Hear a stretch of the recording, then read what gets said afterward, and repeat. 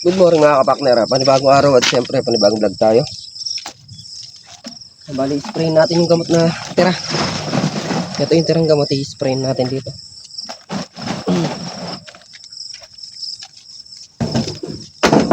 Atin yung pantangkal. Birog na ganun para isang taka na lang. Isang po pa kaya ito.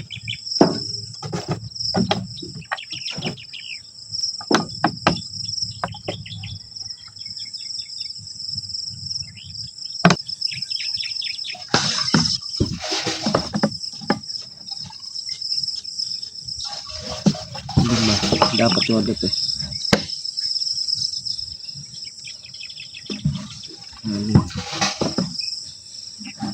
Hindi mo na lahat. Matagal ko nga. Okay. Yan, last na. Laki na natin lahat.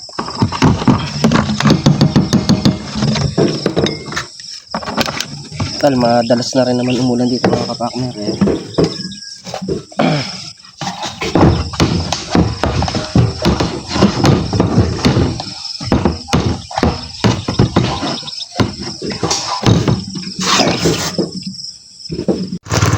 Mga kapakner, start na nga sa pag-spray. Mga kapakner, tamo to. Namulusong araw-araw si kapakner, kaya lang hindi na siya nakakapag-video.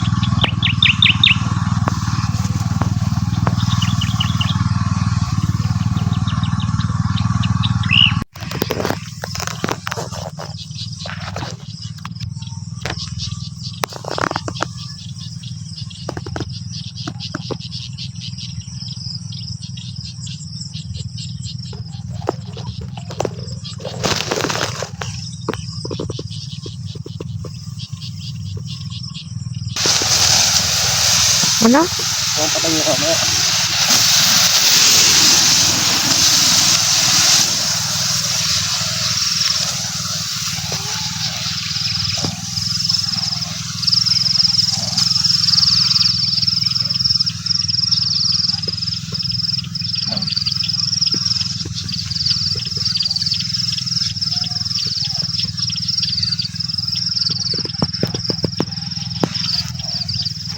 Yung mga kapakner, bali si kapakner nag-request ng bagong grass cutter kay Sir Dun at Ma'am Lynn para may magamit siya dito na maayos, hindi yung laging sira ng sira. Kasi katulad niyan, kaka-spray lang ng dahil ulan ng ulan, kagad yung damo nabubuhay. Kailangan talaga masatsat. Yun ang ngayon ng tag-ulan.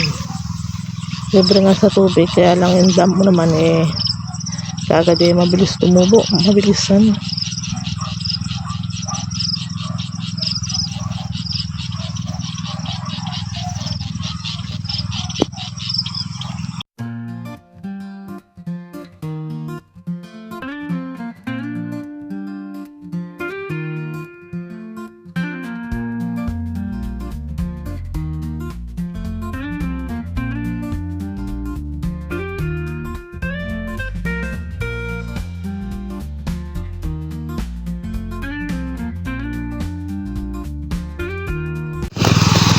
Yung mga kapakanan. Malapit na matapos. Dito na kami sa bungad sa may tabi ng kubo.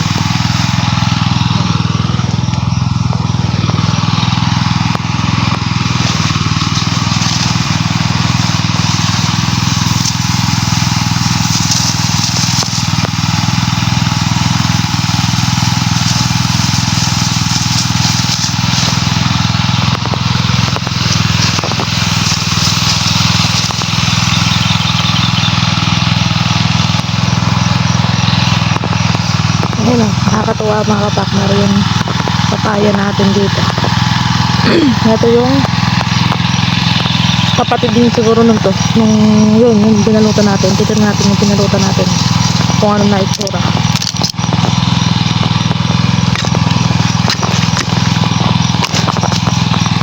Yung mga kapaknar, malalaki yung ano nito bunga. Kaliit lang niya mga kapaknar yan. Nasa baba na yung bunga.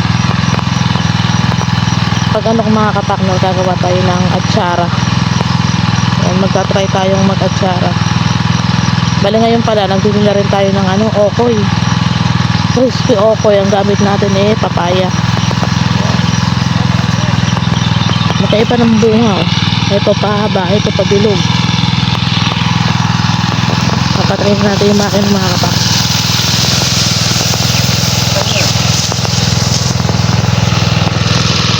Mga kapaknar, yung buko dito sa may tabi ng drum, ayan, malaki na, mataas. Ayan, pagka ano, dadamuhan ni kapaknar yan pagka dumating na yung grass cutter.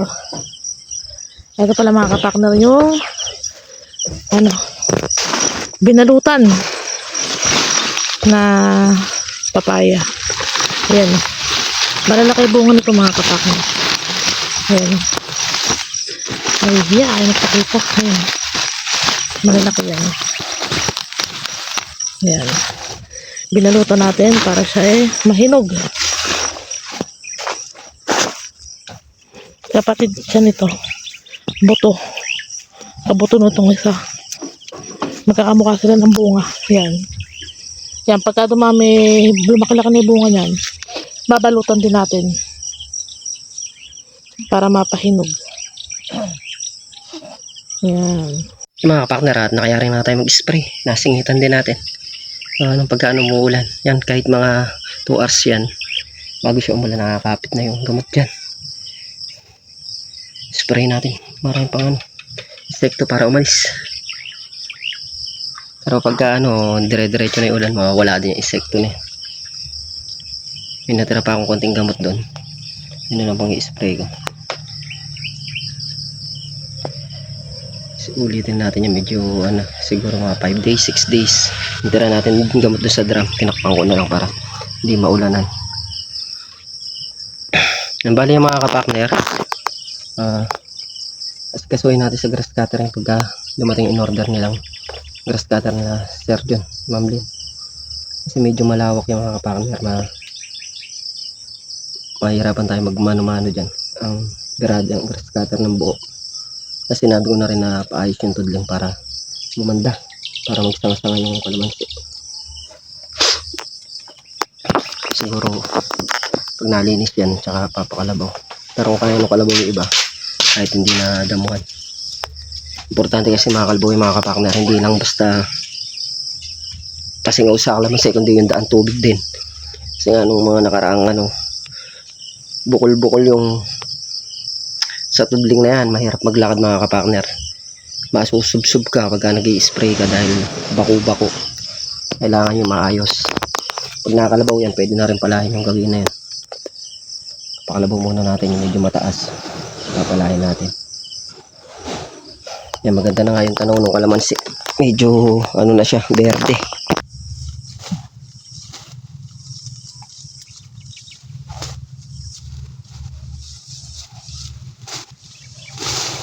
Labo na ng bago.